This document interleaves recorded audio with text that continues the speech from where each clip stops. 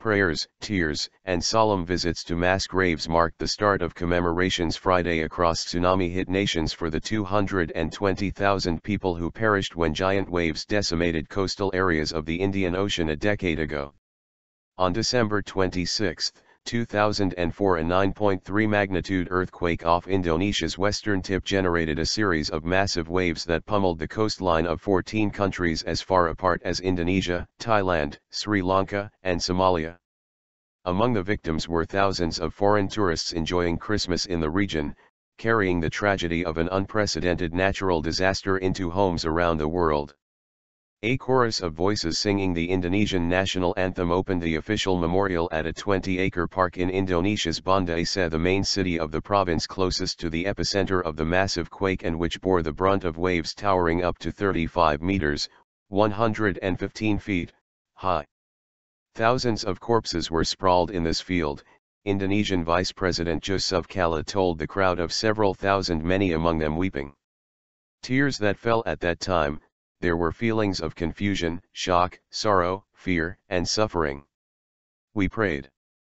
And then we rose and received help in an extraordinary way.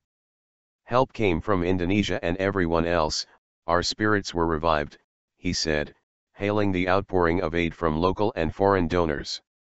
Mosques also held prayers across the province early Friday while people visited mass graves, the resting place of many of Indonesia's 170,000 tsunami dead.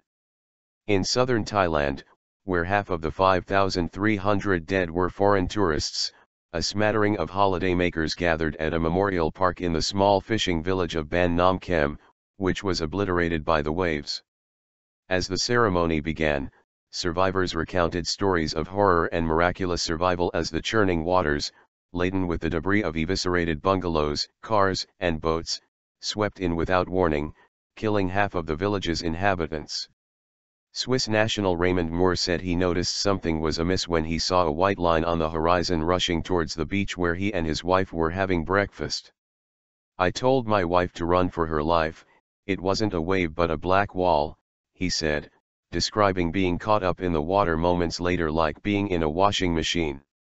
A Thai woman from the hotel saved my life by pulling me up to a balcony. She died later, he said, breaking into tears. Nearby, Thai Som J Sombun, 40, said she was yet to get over the loss of her two sons, who were ripped from their house when the waves cut into Thailand. I remember them every day, she told AFP, also with tears in her eyes. Among the international commemorations, in Sweden, which lost 543 to the waves, the royal family and relatives of those who died will attend a memorial service in Uppsala Cathedral Friday afternoon.